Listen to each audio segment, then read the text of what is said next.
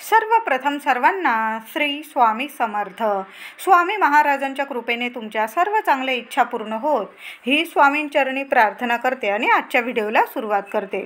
नवरात्र सुरू आहे. नवरात्रीत आपल्या कुलदेवीची यथाशक्ती देवी आईची ओटी भरायची असते. ती ओटी केव्हा भरावी, कोणी भरावी, ओटी कशी व कधी भरावी, कितव्या माळेला भरावी, ओटी भरताना मंत्र स्तोत्र काय बोलून देवी आईची आपल्या कुलदेवी आईची ओटी भरायची आणि ओटी कोणी भरू नये, संपूर्ण माहिती आजच्या व्हिडिओमधून जाणून घेणार आहोत. त्याआधी तुम्ही आपल्या चॅनलवर नवीन असाल तर आई माऊली उदो उदो किंवा तुमच्या कुलस्वामिनीचं नाव लिहायला विसरू नका आणि चॅनलला नक्की सबस्क्राईब करा. तर पहिल्यांदा नवरात्रीत आपल्या कुलदेवीची यथाशक्ती ओटी भरणं म्हणजे काय? तर यथाशक्ती म्हणजे ज्या वस्तू ओटीत असणं खूप गरजेचं असतं त्या वस्तू घेऊन आणि मनापासून हृदयापासून ओटी भरणं त्याला यथाशक्ती ओटी भरणं असं म्हणतात.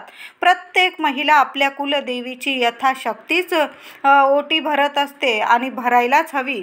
तर स्त्रियांनीच देवीची ओटी का भरावी? तर जगाची उत्पत्ती करणारी जगज्जननी आई अंबाबाई संपूर्ण विश्व हे स्त्रीमध्ये सामावलेलं आहे आणि म्हणून स्त्रियांनी जगज्जननीची आपल्या आईची आपल्या कुलदेवीची ओटी भरायची असते. हे सौभाग्य आपल्या स्त्रियांना आपल्याला या विश्वाने आपल्या माऊलीने दिलेलं आहे आणि हे खूप मोठं सौभाग्याची गोष्ट आहे की आपण आपल्या देवी आईची ओटी भरू शकतो. म्हणून आपण स्त्रिया जगाच्या माऊलीची देवी आईची ओटी भरत असतो. आणि चैत्र नवरात्री असेल, अश्विन नवरात्री, या 2 नवरात्रीत तरी आपल्या कुलदेवीची ओटी भरायलाच हवी. तुमचं मूळ स्थान जर देवी आईचं मूळ स्थान तुमचं जवळ असेल तर मी म्हणेल या नवरात्रीत नक्की ओटी भरून या. आणि नाहीच जमलं तुम्हाला, गर्दी असते, लेकरं बाळांना घेऊन जायला नाही होत, एवढ्या नवरात्रीत खूप गर्दी असते, तर मग आपण घरात घट बसवत असतो, मंगल कलश, नंदादीप. आपण आपल्या कुलदेवीची यथाशक्ती म्हणजे मनाने श्रद्धेने केलेली कुठलीही गोष्ट कुलदेवीची ती यथाशक्तीच असते. आणि आपण यथाशक्ती आपल्या कुलदेवीची घरात सेवा करत असतो.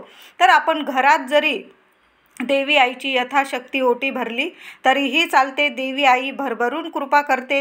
एखादी स्त्री जेव्हा माहेरी जाते किंवा आपल्याकडं जरी कुणी स्त्री आपल्या घरी आली तरी पण आपण तिची ओटी भरूनच पाठवण करत असतो. आपली जवळची स्त्री एखादी कोणी मैत्रीण असो, बहीण असो, कुणी पण, आई जरी आली आपल्या घरी किंवा आपण आईच्या घरी गेलो तर आई आपल्याला खाली हात पाठवत नाही. म्हणून आपल्या घरी 9 दिवस घटी बसलेल्या सूक्ष्म स्वरूपी आपल्या कुलदेवीची ओटी आपल्याला भरायची आहे. आणि ओटी आपल्याला 9 दिवसाच्या आत म्हणजे घट उठवण्याची वेळ येण्यापूर्वी आपल्याला देवी आईची ओटी भरायची असते. ओटी भरायची माळ कुठली? तर ओटी सप्तमी, अष्टमी आणि नवमी या 3 दिवसात अवश्य भरावी. तसं तर 9 दिवस स्त्रियांनी देवी आईची ओटी भरणं शुभ सौभाग्यवर्धक मानलं जातं. आपल्याकडं जरी घट बसवलेले असतील आणि नसल बसवले तरी पण आपण देवी मंदिरात 9 दिवसात जेव्हा पण जातो देवी आईची ओटी भरतोच. 9 दिवस ओटी भरणे हे अत्यंत शुभ फलदायी ठरत असते. देवी आईची भरभरून आपल्यावर कृपा होत असते.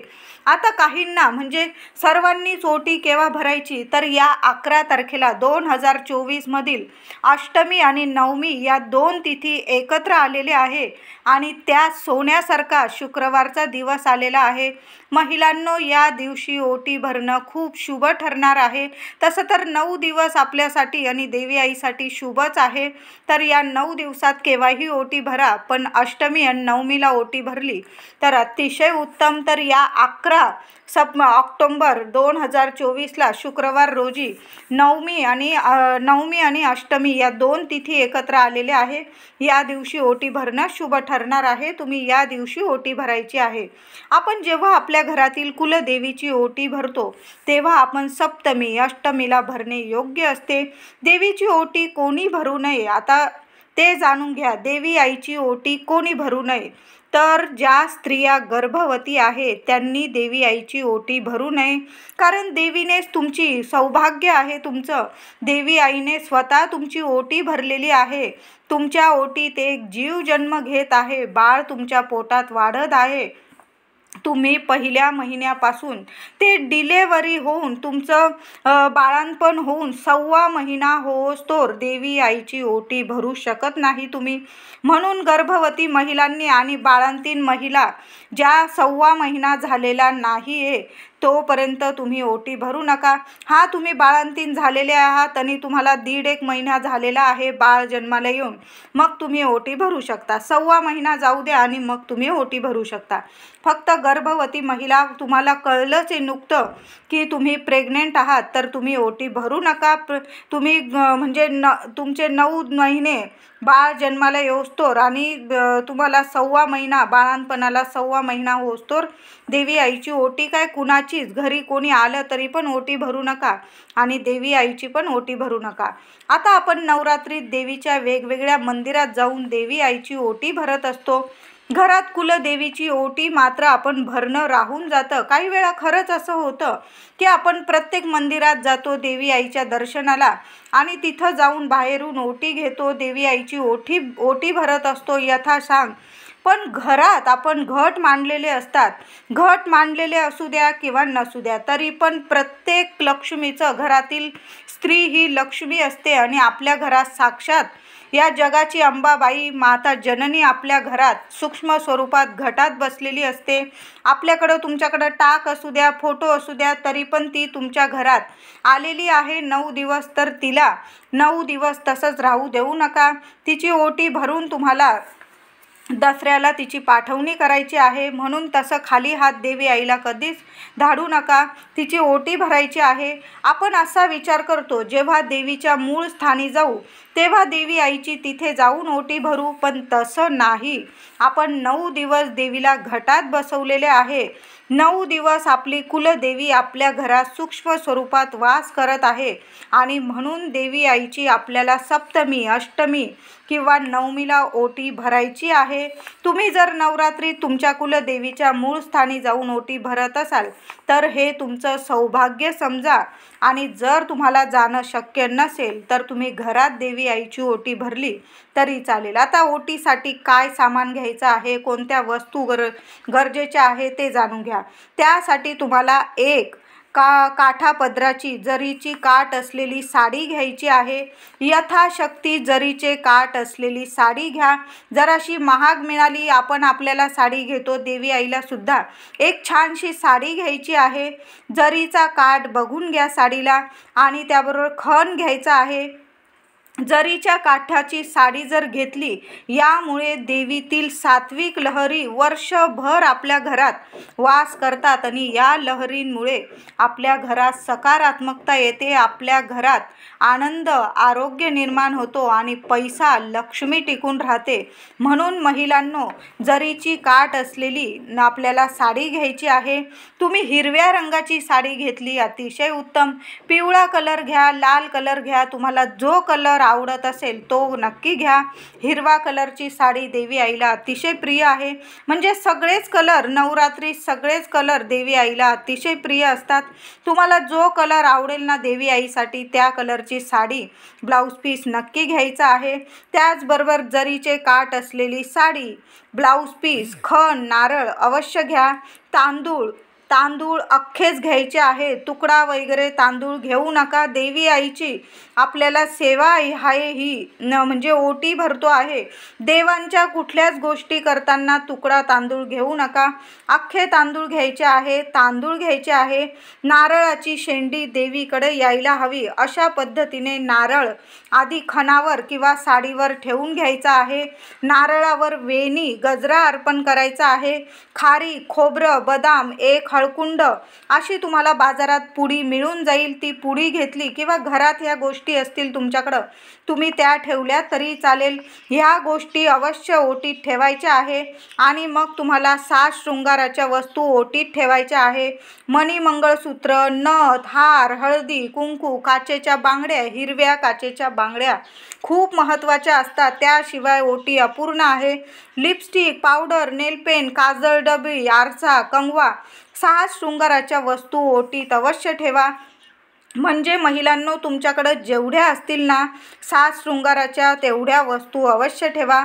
खास करून ओटीत साडी, खण, नारळ, वेणी, काचेच्या बांगड्या, तांदूळ, खारीक, बदाम पुडी, यथाशक्ती दक्षिणा. महिलांनो, दक्षिणा 11 रुपये का होईना किंवा 21 रुपये का होईना, आपल्या कुलदेवीची ओटी भरताना 21 रुपये, 11 रुपये यथाशक्ती दक्षिणा नक्की ठेवा. गूळ, फुटाणे ठेवा. देवीच्या ओटीत ठेवायचा तो म्हणजे गोड पानाचा विडा किंवा तांबूल. या गोष्टीशिवाय, या वस्तूशिवाय, पानाचा विडा किंवा तांबूल याशिवाय तुमची ओटी अपूर्ण आहे. देवीला विडा, तांबूल अतिशय प्रिय आहे. आपण ओटीत सर्व साहित्य घेतो, पण पानाचा विडा, तांबूल ठेवायला विसरतो. आपण कुठल्याही मंदिरात जा, रेणुका मंदिरात जा, रेणुका मातेच्या मंदिरात जा, देवी वणीला जा तुम्ही, सप्तशृंगी मातेच्या गडावर, तिथं सुद्धा देवी आईच्या तोंडात पानाचा विडा तुम्हाला दिसेलच. बघा, विड्याशिवाय आई म्हणजे संतुष्ट होत नाही. म्हणून आपल्या ओटीत महिलांनो पानाचा विडा, तांबूल नक्की ठेवा. तुम्ही घरी बनवला तरी चालेल किंवा तुम्ही एखाद्या पान स्टॉलचं दुकान असेल तिथून जाऊन बनवून घेतला तुम्ही तरीही चालेल. म्हणून ओटीत एक विडा अवश्य ठेवायचा आहे. तुमची ओटी भरण्याचे सेवेचे फळ तुम्हाला मिळेल. म्हणून ओटी भरताना आईला पानाचा विडा अर्पण करा. ओटी भरताना ओटीला, साहित्याला, खास करून नारळाला हळदी कुंकू वाहून घ्यायचं. ओटी छान आधी ताटात ठेवायची. ओटी भरताना घाई करू नका. आपण मंदिरात वगैरे घाईघाईत ओटी भरतो, पण आपल्या घरात जेव्हा ओटी भराल ना महिलांनो, अगदी शांततेत भरा. सकाळी भरली तरी चालेल, संध्याकाळी भरली तरीही चालेल. दोन्ही वेळेला तुम्ही ओटी भरू शकता. ओटी भरताना तुमचा पदर किंवा ओढणी तुमच्या डोक्यावर घ्यायची आहे. तशी ओटी भरू नका. आपलं डोकं झाका आणि मग देवी आईची ओटी भरायची आहे. ओटीच्या सर्व साहित्याला आणि स्वतःला सुद्धा आधी स्वतःच्या कपाळी कुंकू हळद लावा. ओटीच्या साहित्याला हळदी कुंकू लावा. देवीच्या चरणी हळदी कुंकू अक्षता अर्पण करा. एखादं फूल अर्पण करा आणि संपूर्ण ओटीच्या साहित्याला हळदी कुंकू अर्पण करून ओटीचे संपूर्ण ताट आपल्या छातीशी, हृदयाजवळ आपल्या डाव्या बाजूला छातीशी लावायचा आहे. 9 मंत्र जेवढ्या वेळा जपता येईल तुम्हाला, 11 वेळा, 21 वेळा किंवा 108 वेळा हा मंत्र जपा. किंवा ओम कुलदेवताय नमः, ओम कुलदेवताय नमः किंवा तुमच्या कुलदेवीचा जो मंत्र जपत असाल महिलांनो, रोज आधी माऊली उदो उदो बोलून जरी तुम्ही छातीशी धरून ओटीचं सामान छातीशी धरून आईला प्रार्थना करा. आई, तू माझ्या घरात सूक्ष्म स्वरूपात या 9 दिवसात वास करत आहे.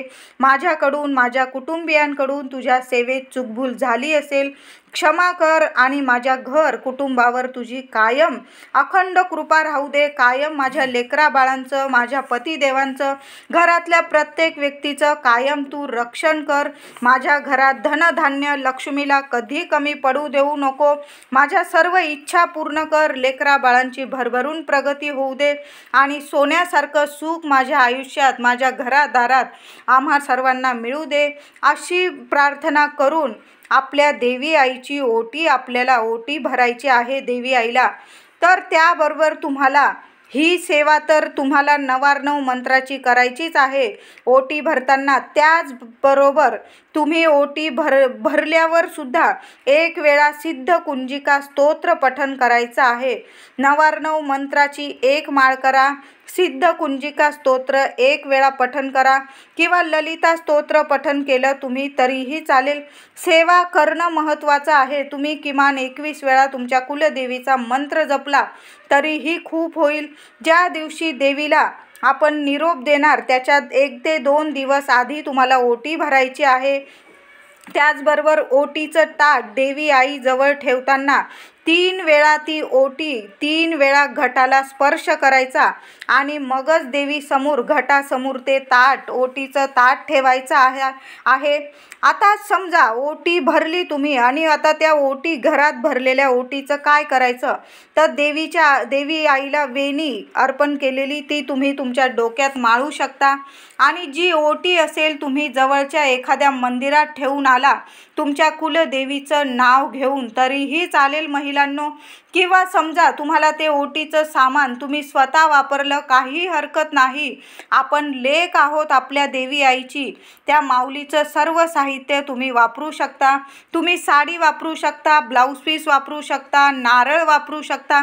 वाटल्यास नारळ तुम्ही देवी आईचं नाव घेऊन पाण्यात विसर्जन केलं किंवा एखाद्या मंदिरात ठेवून आला तरीही चालेल. बाकीचे सर्व साज शृंगाराच्या वस्तू तुम्ही स्वतः पण वापरू शकता.